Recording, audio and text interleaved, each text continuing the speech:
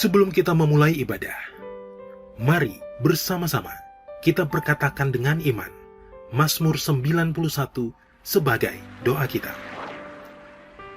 Dalam lindungan Allah, orang yang duduk dalam lindungan yang maha tinggi dan bermalam dalam naungan yang maha kuasa akan berkata kepada Tuhan, tempat perlindunganku dan kubu pertahananku, Allahku yang kupercayai. Sungguh, Dialah yang akan melepaskan engkau dari jerat penangkap burung, dari penyakit sampar yang busuk. Dengan kepaknya Ia akan menudungi engkau. Di bawah sayapnya engkau akan berlindung. Kesetiaannya ialah perisai dan pagar tembok.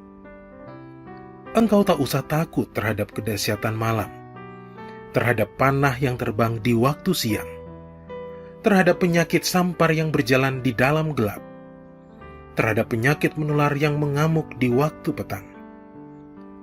Walau 1.000 orang rebah di sisimu, dan 10.000 di sebelah kananmu, tetapi itu tidak akan menimpamu. Engkau hanya menontonnya dengan matamu sendiri dan melihat pembalasan terhadap orang-orang fasik. Sebab Tuhan ialah tempat perlindunganmu, yang maha tinggi telah kau buat tempat perteduhanmu. Malapetaka tidak akan menimpa kamu, dan tulah tidak akan mendekat kepada kemahmu. Sebab malaikat-malaikatnya akan diperintahkannya kepadamu untuk menjaga engkau di segala jalanmu. Mereka akan menatang engkau di atas tangannya, supaya kakimu jangan terantuk kepada batu. Singa dan ular tedung akan kau langkahi. Engkau akan menginjak anak singa dan ular naga. Sungguh, hatinya melekat kepadaku, maka aku akan meluputkannya. Aku akan membentenginya, sebab ia mengenal namaku. Bila ia berseru kepadaku, aku akan menjawab. Aku akan menyertai dia dalam kesesakan. Aku akan meluputkannya dan memuliakannya. Dengan panjang umur akan kukenyangkan dia, dan akan kuperlihatkan kepadanya keselamatan daripadaku.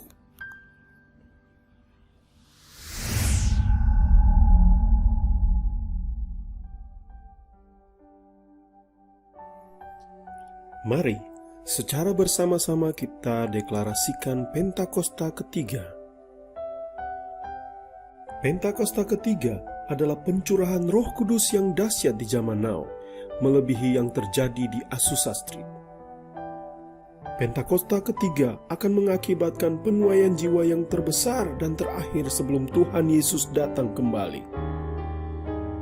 Pentakosta ketiga akan membangkitkan generasi Yeremia, yaitu anak-anak muda yang dipenuhi oleh Roh Kudus, cinta mati-matian kepada Tuhan Yesus, tidak kompromi terhadap dosa dan akan bergerak untuk memenangkan jiwa. Pentakosta ketiga lahir di Indonesia yang bergerak ke bangsa-bangsa. Gerakan ini dari timur ke barat dan akan kembali ke Yerusalem. Pentakosta ketiga akan memberikan kuasa untuk menyelesaikan amanat agung, dan setelah itu Tuhan Yesus datang kembali.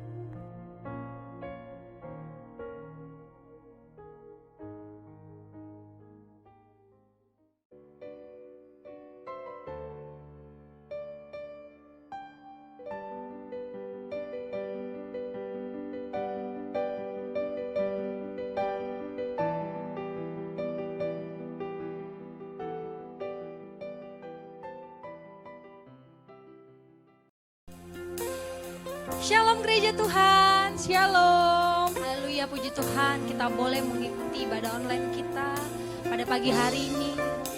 Terima kasih Tuhan atas penyertaan-Mu Tuhan, kami boleh Tuhan berada di pada bulan 9 di tahun 2021 Tuhan. Terima kasih atas kebaikan-Mu bagi kami Tuhan Yesus, atas penyertaan-Mu sempurna buat kami ya Bapa. Terima kasih Tuhan, kami mau siapkan hati, fokuskan pikiran kami ya Bapa untuk boleh menyembah dan memuji Engkau Tuhan di pagi hari ini. Terima kasih Tuhan Yesus, Bapa kami yang berkati dalam nama Tuhan Yesus Kristus. Tuhan, terima kasih Tuhan Yesus, kami boleh menikmati hadirat-Mu pada pagi hari ya Bapa.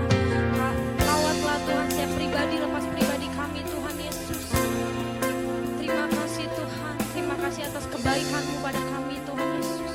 Oh terima kasih Tuhan, sebab hanya dekat Kau saja Bapa kami mendapatkan kekuatan yang baru Tuhan. Hanya dekat Kau saja Tuhan kami boleh menikmati hadirat Kau ya Bapa. Oh ya Rabba ya Rabba ya Rabbo, Shindi ya Rabba ya Rabbo. Haleluya. Shindi ya Rabba ya Rabbo ya Rabbo ya Rabbo. Kami mau bersyukur di pagi hari ini Tuhan. Kami mau naikkan ucapan syukur kami Bapa. Oh haleluya, sebab Kau Allah yang baik Tuhan Yesus. Shindi ya Rabba ya Rabba ya Rabbo. Shindi ya Rabba ya Rabba ya Rabbo. Hanya dekat Kau saja Bapa kami boleh menikmati hadirat Kau ya Tuhan Yesus. Ya Rabba ya Rabba ya Shindi ya Rabba ya Rabbo. Mari kita naikkan ucap pujian penyembahan kita. Hanya dekat Kau saja kami ada ya Bapa.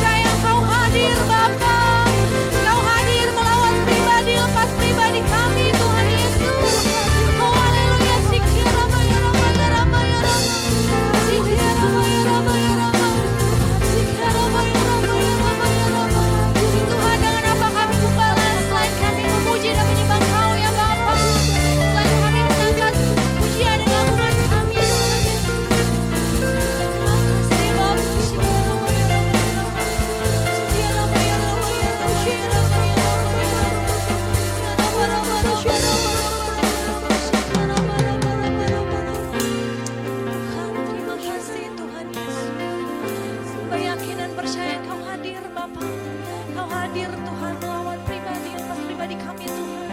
Biarlah kemenangan terjadi Tuhan di rumah, setiap rumah demi rumah Tuhan.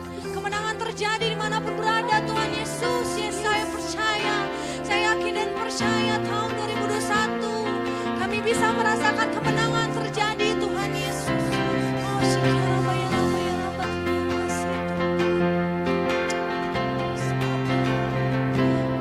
Yakin kau hadir di sini, ku rasakan kuasa yang tak terbatas. Ku yakin kau nyata di sini, kemenangan terjadi di sini. Ku yakin kau hadir di sini, ku rasakan kuasa yang tak terbatas. Ku yakin kau nyata di sini, kemenangan terjadi di sini.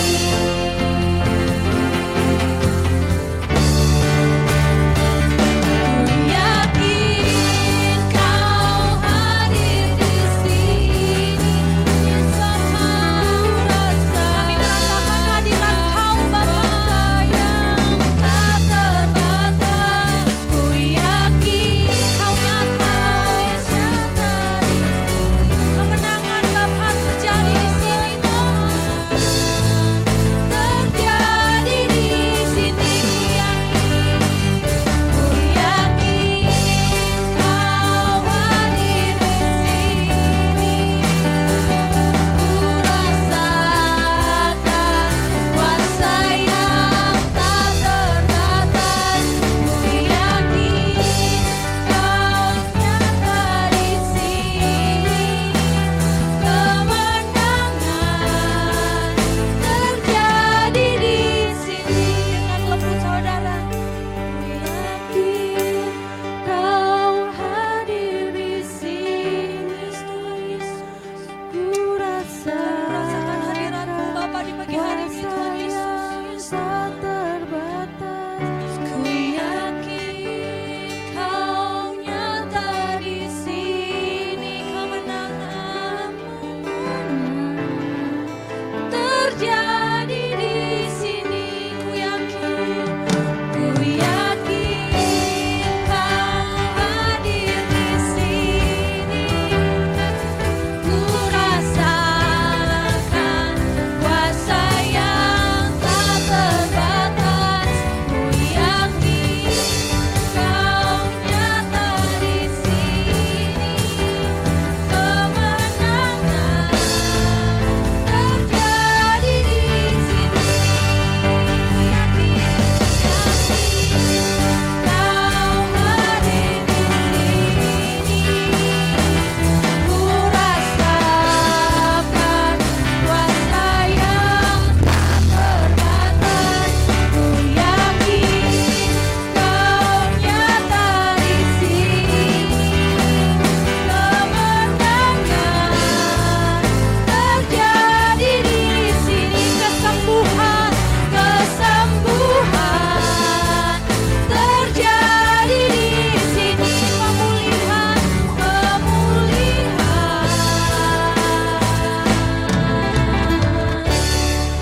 terjadi di sini.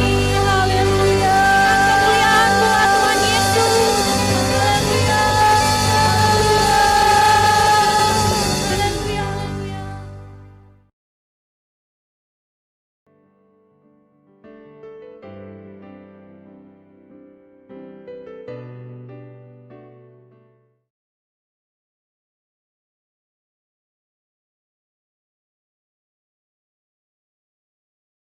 Shalom semuanya. Tanggal 4 September 2021, gereja kita GBI Jalan Jenderal Gatot Subroto genap berumur 33 tahun. Saya mengucapkan selamat hari ulang tahun yang ke-33 Tuhan Yesus berkati kita semua berlimpah, limpah, limpah. Amin. Pesan Tuhan untuk memasuki tahun yang ke-34 terdapat dalam Kolose 3 ayat 1 sampai dengan 4. Demikian bunyinya. Karena itu, kalau kamu dibangkitkan bersama dengan Kristus, carilah perkara yang di atas, di mana Kristus ada, duduk di sebelah kanan Allah. Pikirkanlah perkara yang di atas, bukan yang di bumi. Sebab kamu telah mati, dan hidupmu tersembunyi bersama dengan Kristus di dalam Allah. Apabila Kristus yang adalah hidup kita menyatakan diri kelak, kamu pun akan menyatakan diri bersama dengan Dia di dalam kemuliaan. Kita harus mencari dan memikirkan perkara-perkara di atas, bukan yang di bumi. Supaya pada waktu Tuhan Yesus menyatakan diri kelak, artinya pada waktu Tuhan Yesus datang untuk menjemput gerejanya, kita juga akan menyatakan diri bersama dengan Tuhan Yesus di dalam kemuliaannya. Yang artinya kita juga akan ikut dalam pengangkatan dan akan masuk surga. Memikirkan dan mencari perkara yang di atas, artinya kita harus menilai, mempertimbangkan, dan memikirkan segala sesuatu dari sudut pandangan kekekalan dan sorga. Memikirkan dan mencari perkara yang di atas, artinya kita harus berpikir dan bertindak sesuai dengan pikiran dan tindakan Kristus. Ini kita lakukan karena kita ada bersama dengan Kristus. Kita akan terus melakukan dengan setia, karena Kristus adalah hidup kita, sampai kita bertemu dengan Dia dalam kemuliaannya, yaitu pada waktu Dia datang kembali untuk menjemput gerejanya. Perkara yang di bumi dapat berbicara tentang hidup yang duniawi, yang dinyatakan dalam rupa perintah, peraturan, dan ajaran yang tidak membawa seseorang kepada pengenalan akan Kristus. Perkara yang di bumi juga bisa diartikan segala sesuatu yang berada dalam pikiran, perkataan, perbuatan yang merupakan sifat manusia lama, sehingga bertentangan dengan kehendak Allah. Supaya kita bisa memikirkan dan mencari perkara yang di atas, maka kita harus mempunyai hubungan yang intim dengan Tuhan. Hati kita harus melekat kepada Tuhan. Banyak berdoa, memuji dan menyembah Tuhan. Kita harus memiliki kasih yang semula. Kita harus melakukan kehendak Bapa di sorga. Kita harus hidup berintegritas. Sekali lagi, saya akan mengingatkan kita semua bahwa dalam menghadapi masalah apapun juga, kita harus tetap meresponi dengan memikirkan dan mencari perkara yang di atas, bukan dengan perkara yang di bumi. Yang ku mau hanya menyenangkanmu, biarlah seluruh hidupku berkenan kepadamu. Bukan emas, perak bahkan permata, namun kau segalanya yang terbaik di dalam hidupku. Haleluya, terpujilah Tuhan. Haleluya, kekal selamanya. Haleluya,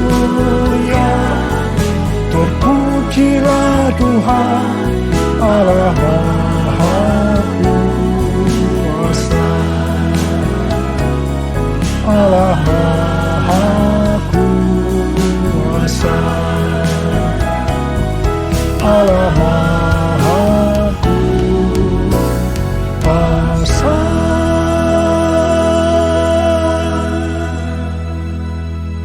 Tuhan Yesus berkata, kasihilah musuhmu dan berdoalah bagi mereka yang menganiaya kamu. Karena dengan demikian kamu adalah anak-anak Bapamu yang di sorga. Apabila kamu mengasihi orang yang mengasihi kamu, apakah upahmu? Bukankah pemungut cukai juga melakukan demikian? Dan apabila kamu hanya memberi salam kepada saudara-saudaramu saja, bukankah orang yang tidak mengenal Allah juga melakukan hal yang seperti itu? Karena itu haruslah kamu sempurna, sama seperti Bapamu yang di sorga adalah sempurna. Kita tahu bahwa ini tidak mudah untuk dilakukan. Tapi bukan berarti tidak bisa. Kita pasti bisa melakukannya. Kita harus mengingat Amsal 4 ayat 23 yang berkata, jagalah hatimu dengan segala kewaspadaan, karena dari situlah terpancar kehidupan. Kita akan mengalami kehidupan kekal selama-lamanya jika hati kita mau mengampuni orang yang bersalah kepada kita. Tuhan Yesus mengajar dalam doa Bapa kami, ampunilah kami atas segala kesalahan kami, seperti kami juga mengampuni orang yang bersalah kepada kami. Kalau kita tidak mengampuni orang yang bersalah kepada kita, maka Tuhan juga tidak akan mengampuni kita. 1 Yohanes 3 ayat 14 dan 15 berkata, kita tahu bahwa kita sudah berpindah dari dalam maut ke dalam hidup, yaitu karena kita mengasihi saudara kita. Barang siapa tidak mengasihi, ia tetap di dalam maut. Setiap orang yang membenci saudaranya adalah seorang pembunuh manusia. Dan kamu tahu bahwa tidak ada seorang pembunuh yang tetap memiliki hidup yang kekal di dalam dirinya. Karena itu, mari kita harus mencari dan memikirkan perkara yang di atas, bukan yang di bumi. Haleluya, terpujilah Tuhan. Haleluya, kekal selamanya. Haleluya, terpujilah Tuhan Allah Maha Kuasa. Allah Maha Kuasa. Allah Maha Kuasa.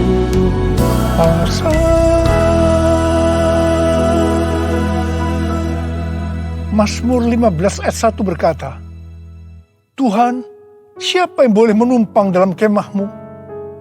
Siapa yang boleh diam di gunungmu yang kudus? Salah satu syaratnya terdapat dalam Mazmur 15 ayat 4c, yaitu mereka yang berpegang pada sumpah, walaupun rugi. Tuhan Yesus berkata, kalau ya, katakan ya. Kalau tidak, katakan tidak. Jadi kalau kita sudah berkata ya, artinya berjanji ya. Apapun yang akan terjadi, kita harus tetap ya, walaupun rugi. Terus terang saya banyak melihat orang-orang yang sudah berkata ya, tetapi begitu akan merugi, kadang-kadang seperti lupa kalau pernah berkata ya, dan mencari 1001 alasan bagaimana untuk ya berubah menjadi tidak, meskipun harus lewat proses hukum. Ini yang disebutkan perkara yang di bumi, bukan perkara yang di atas.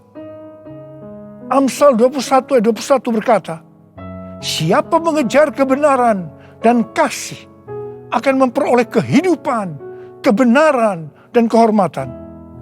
Karena itu, jadilah orang yang berintegritas, orang yang hidup tulus, jujur di hadapan Tuhan.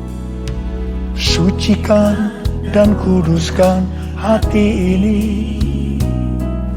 untuk layak menghadap hadirat-Mu. Tubuh jiwa rohku ku serahkan padamu, ku menyembah-Mu. Tinggikan nama-Mu ya Tuhan, mulialah nama-Mu ya Tuhan,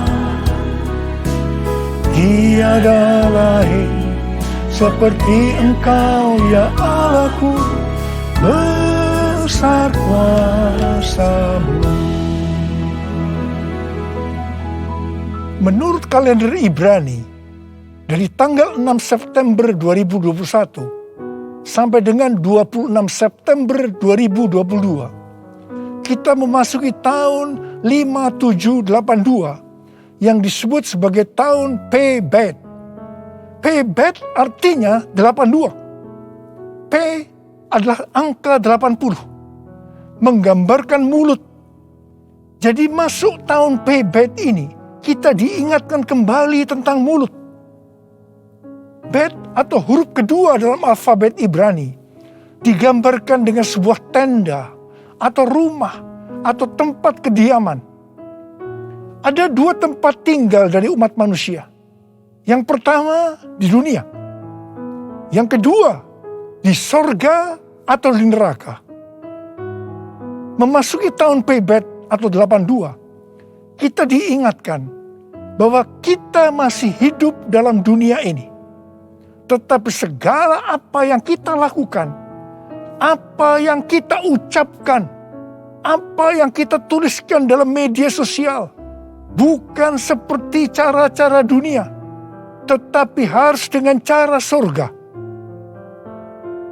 Microsoft merilis indeks keberadaban digital atau Digital Civility Index yang menunjukkan tingkat keberadaban pengguna internet atau netizen sepanjang tahun 2020. Hasilnya memprihatinkan karena menunjukkan tingkat keberadaban netizen Indonesia sangat rendah. Berdasarkan laporan survei dari 16.000 responden di 32 negara antara bulan April sampai Mei 2020. Ini menunjukkan Indonesia ada di peringkat ke-29 terburuk di Asia Tenggara. Saya percaya netizen ini termasuk di dalamnya orang-orang Kristen juga. Tuhan Yesus berkata dalam Matius 12 ayat 36 dan 37. Tetapi aku berkata kepadamu, setiap kata sia-sia yang diucapkan orang harus dipertanggungjawabkannya pada hari penghakiman. Karena menurut ucapanmu engkau dibenarkan, dan menurut ucapanmu pula engkau akan dihukum. Tuhan Yesus akan segera datang kembali. Mari, saya mengajak kita semua untuk berhati-hati dengan mulut kita. Juga dengan apa yang kita tuliskan di media sosial. Apakah itu hoax atau ujaran kebencian, supaya jangan kita dihukum. Amsal 21 ayat 23 berkata, siapa memelihara mulut dan lidahnya, memelihara diri daripada kesukaran. Karena itu, pikirkanlah dan carilah hal-hal yang di atas, di mana Kristus tinggal, bukan seperti yang di bumi. Mulutku penuh dengan pujian kepadamu ya Yesus Tuhan. Sepanjang hari ku beri penghormatan kepadamu ya Allahku. Mulutku penuh dengan pujian kepadamu ya Yesus Tuhan. Sepanjang hari ku beri penghormatan kepadamu ya Allahku. Sepanjang hari ku beri penghormatan kepadamu ya Allahku.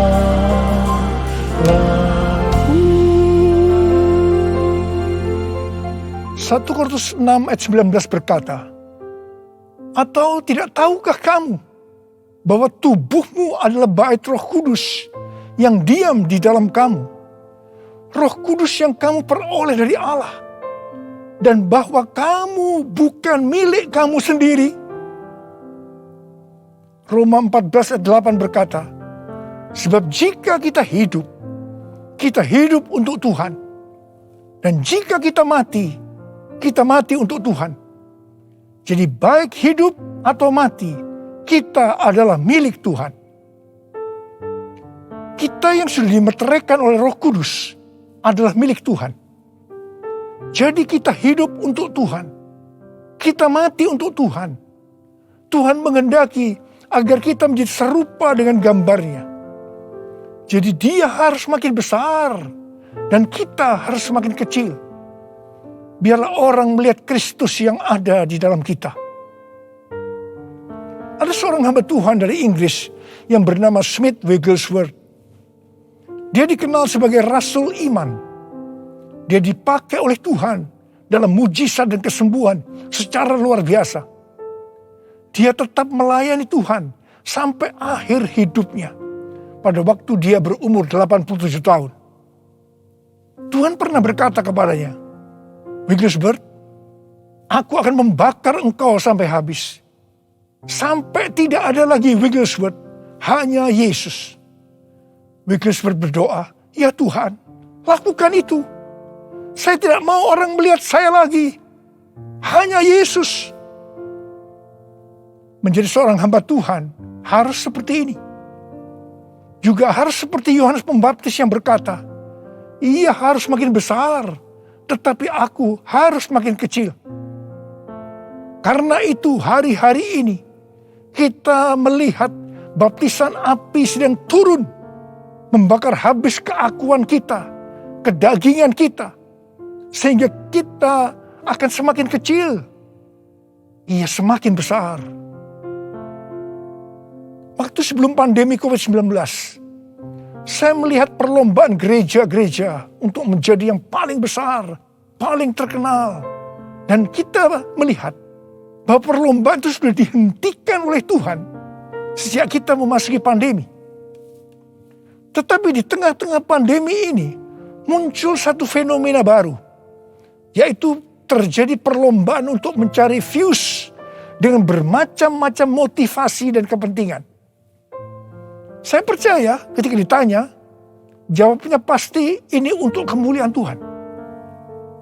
Bukan rahasia lagi.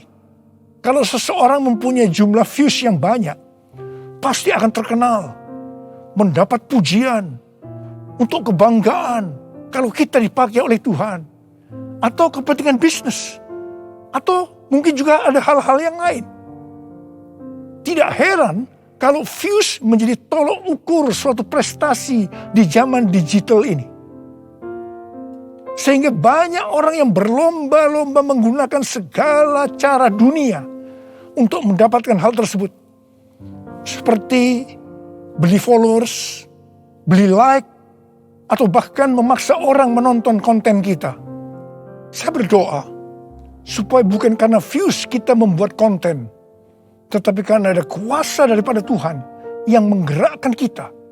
Sehingga ketika orang menonton konten yang kita buat, di situ ada aliran kehidupan yang mengisi mereka yang menonton. Hari-hari ini Tuhan mengingatkan kepada kita sebagai hamba Tuhan agar berhati-hati. Kalau kita ingat bagaimana cara perlombaan gereja sebelum masa pandemi itu dihentikan oleh Tuhan, maka kita harus berhati-hati agar kita tidak mengulangi kesalahan yang sama. Saya mengajak agar kita introspeksi, memeriksa diri kita. Saya akan bertanya, kalau kita melihat views kita banyak, apakah kita benar-benar berkata, ini adalah untuk kemuliaan Tuhan? Atau kita berbangga hati karena ini dianggap ukuran Tuhan memakai kita? Tuhan Yesus mengingatkan kita dalam Lukas 6 ayat 26. Celakalah kamu jika semua orang memuji kamu.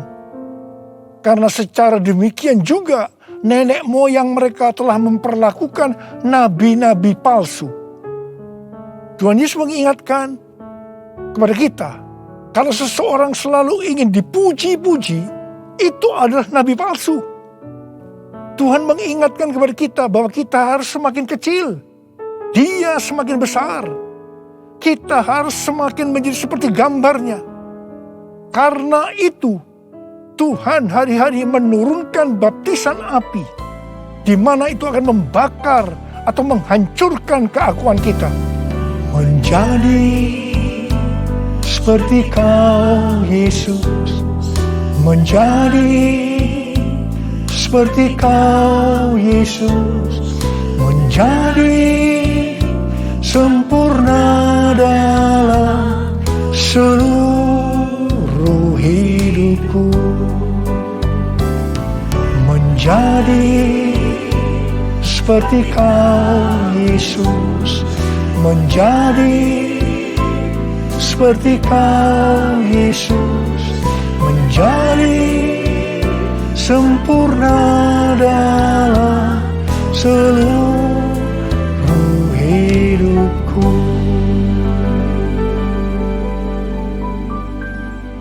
Pada waktu murid-murid Tuhan Yesus menanyakan tentang tanda kedatangannya kembali dan tanda kesudahan dunia ini, salah satunya Tuhan Yesus menjawab, adanya penyakit sampar. Pandemi COVID-19 ini bisa disebutkan sebagai penyakit sampar, sehingga pandemi ini merupakan salah satu tanda dari kedatangan Tuhan Yesus untuk kali yang kedua. Tuhan Yesus mau agar kita mempersiapkan diri sebaik-baiknya untuk menyambut kedatangan Tuhan Yesus di awan-awan yang akan menjemput gerejanya. Ini dapat diartikan bahwa kita harus mempersiapkan diri untuk ikut dalam pengangkatan. Ketika tahun 2009 Tuhan Yesus berbicara kepada saya tentang aku datang segera, hal itu akan didahului dengan pencurahan Roh Kudus yang dahsyat. Salah satu tanda dari pencurahan Roh Kudus yang dahsyat sesuai dengan Yoel 2 ayat 31 adalah terjadinya goncangan yang dahsyat. Tahun 2013 Tuhan memberikan nama dari pencurahan Roh Kudus yang dahsyat itu sebagai Pentakosta yang ketiga. Goncangan yang dahsyat yang Tuhan maksudkan adalah pandemi COVID-19. Jadi pandemi COVID-19 ini adalah salah satu tanda bahwa Pentakosta yang ketiga sedang terjadi. Hal ini dapat diartikan bahwa pandemi ini akan membuat orang-orang mawas diri, introspeksi, bertobat, dan menjadi murid Tuhan Yesus. Pada waktu Roh Kudus dicurahkan di kamar loteng Yerusalem, maka terdengar seperti tiupan angin keras, dan tampaklah lidah-lidah seperti nyala api yang hinggap pada 120 murid Tuhan Yesus. Mereka dibaptis dengan Roh Kudus, yang juga dapat diartikan mereka mengalami baptisan api. Hal seperti ini juga terjadi hari-hari ini. Pada Pentakosta ketiga, kita juga sedang mengalami baptisan api. Pandemi adalah salah satu wujud dari baptisan api. Saya terkesan dengan pidato Bapak Presiden Jokowi pada sidang tahunan 16 Agustus 2021 yang berkata, krisis, resesi, dan pandemi seperti api. Kalau bisa, kita hindari. Tetapi jika hal itu tetap terjadi, banyak hal yang bisa kita pelajari. Api memang membakar, tetapi juga menerangi. Kalau terkendali, dia menginspirasi dan memotivasi. Dia menyakitkan, tetapi sekaligus bisa menguatkan. Kita ingin pandemi ini menerangi kita untuk mawas diri, memperbaiki dan menguatkan diri kita dalam menghadapi tantangan untuk masa depan. Wow, saya percaya Tuhan memakai Bapak Presiden Jokowi untuk menyatakan kehendaknya melalui pandemi ini untuk Indonesia. Hari-hari ini kita sedang mengalami baptisan api. Tuhan sedang membersihkan gerejanya. Kita akan diubah oleh Tuhan. Dan melalui pandemi ini, saya percaya kita akan menjadi indah pada waktunya. Kalau ada di antara saudara yang karena pandemi ini atau karena masalah lain mengalami tekanan-tekanan seperti depresi, ketakutan, kebingungan, tidak tahu apa yang harus diperbuat, merasa kehilangan masa depan. Tuhan mengingatkan kita dalam 1 Korintus 10 ayat 13. Bahwa pencobaan-pencobaan yang kamu alami ialah pencobaan-pencobaan biasa. Yang tidak melebihi kekuatan manusia. Sebab Allah setia. Dan karena itu, Ia tidak akan membiarkan kamu dicobai melampaui kekuatanmu. Pada waktu kamu dicobai, Ia akan memberikan kepadamu jalan keluar. Sehingga kamu dapat menanggungnya. Tuhan Yesus itu baik. Dia sungguh baik. Dan sangat baik kepada kita semua. Tuhan Yesus merindukan pada saat Dia datang di awan-awan untuk menjemput gerejanya. Kita akan ikut dalam pengangkatan dan masuk sorga. Karena kita memikirkan dan mencari perkara-perkara yang di atas. Di mana Kristus ada, duduk di sebelah kanan Allah Bapa. Holy, holy, are you Lord God Almighty? Worthy is the Lamb, worthy is the Lamb. You are holy, holy, are you Lord God Almighty? Worthy is the Lamb, worthy is the Lamb. Amen. Mari kita angkat tangan kita, berbahasa roh, saudara. Kita berbahasa roh. Oh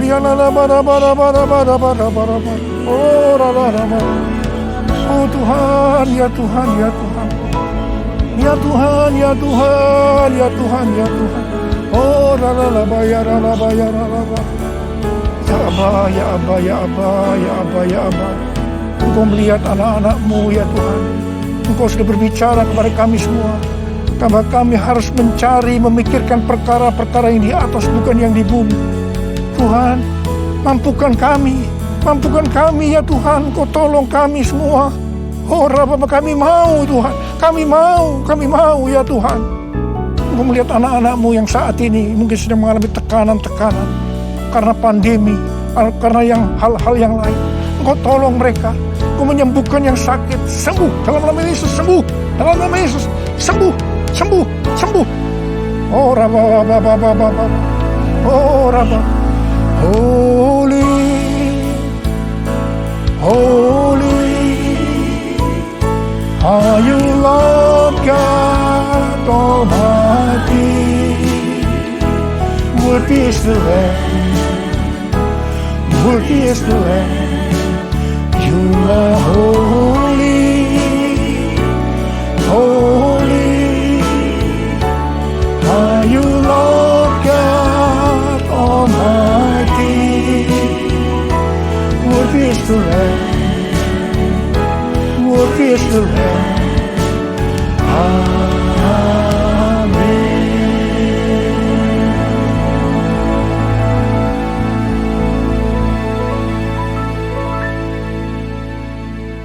Mari saudara-saudara, kita akan masuk dalam perjamuan kudus.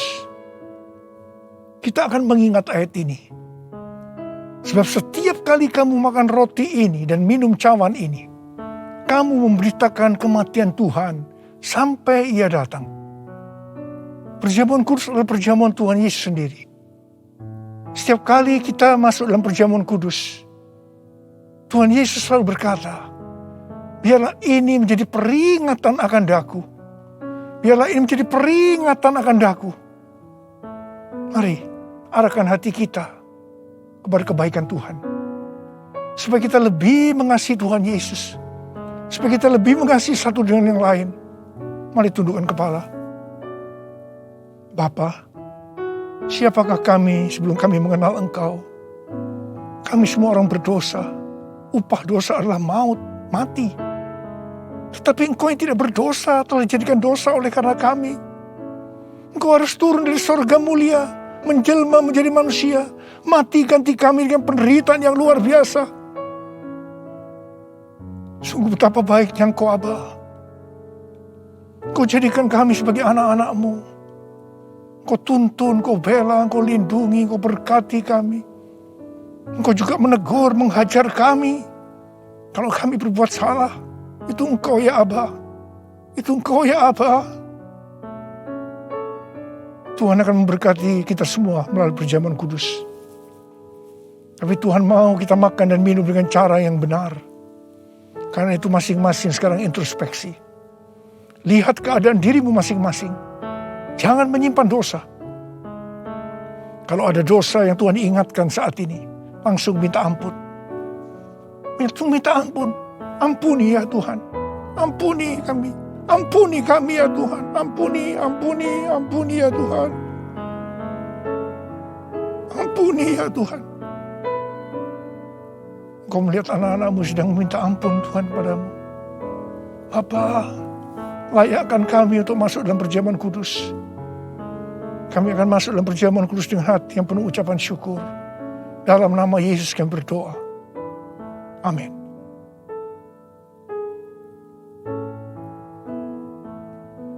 Sebab apa yang telah kuteruskan kepadamu, telah aku terima dari Tuhan.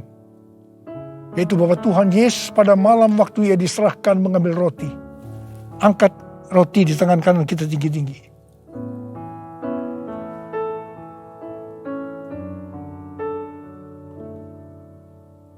Dan sesudah itu Ia mengucap syukur atasnya. Dia memecah-mecahkannya dan berkata, inilah tubuhku yang diserahkan bagi kamu. Perbuatlah ini menjadi peringatan akan aku. Sudah dikasih Tuhan. Bukankah roti yang kita pecah-pecahkan ini adalah persekutuan kita dengan tubuh Kristus? Mari kita makan dalam nama Yesus.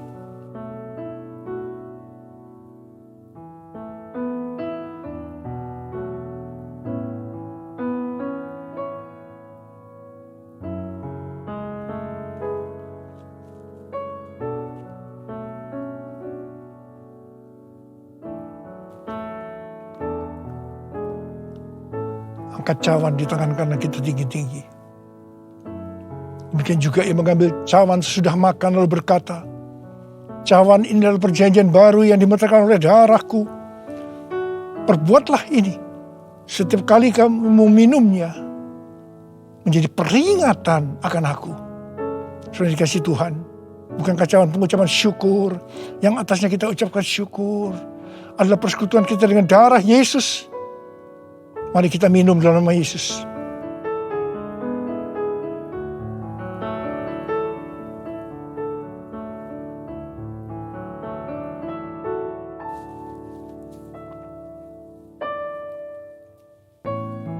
Mari angkat tangan kita, ucapkan syukur dengan suara. Jangan diam, jangan diam. Keluarkan suara. Ya Tuhan, terima kasih ya Tuhan. Oh rala bakana maya rala baya rala bara. Oh rala baya rala baya rala baya rala. Tuhan terima kasih. Terima kasih ya Tuhan, Kau baik buat kami. Terima kasih Engkau yang baik.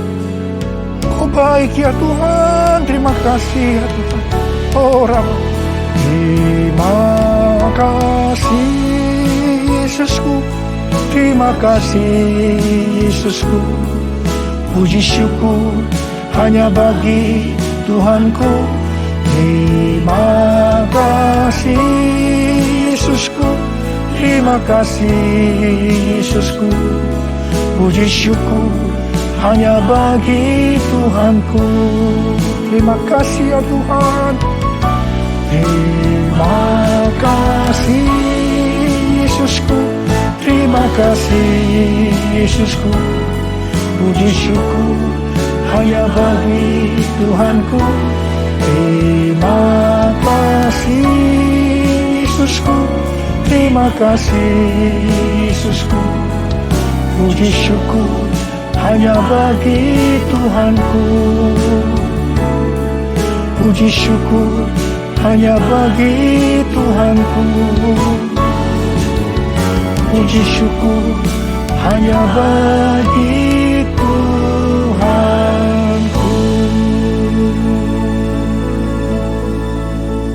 Tuhan Berkati anak-anak-Mu semua. Dalam masa pandemi ini Kau tetap menjaga anak-anak-Mu ya Tuhan. Anak-anak-Mu sehat. Kalau hari ini ada yang terpapar, dalam nama Yesus sembuh. Dalam nama Yesus sembuh. Tidak ada yang berkekurangan. Semua dicukupkan. Malah berkelimpahan dalam hal yang baik. Terima kasih. Terima kasih Abah. Terima kasih. Sekarang terimalah berkat Tuhan. Kasih karunia berlimpah-limpah daripada Allah Bapa dalam Anak yang tunggal Yesus Kristus. Persekutuan yang manis dengan Roh Kudus menyertai saudara sekalian mulai hari ini. Sampai Tuhan Yesus datang menjemput kita di awan-awan. Dan bahkan sampai selama-lamanya. Yang percaya bersama-sama katakan, Amin.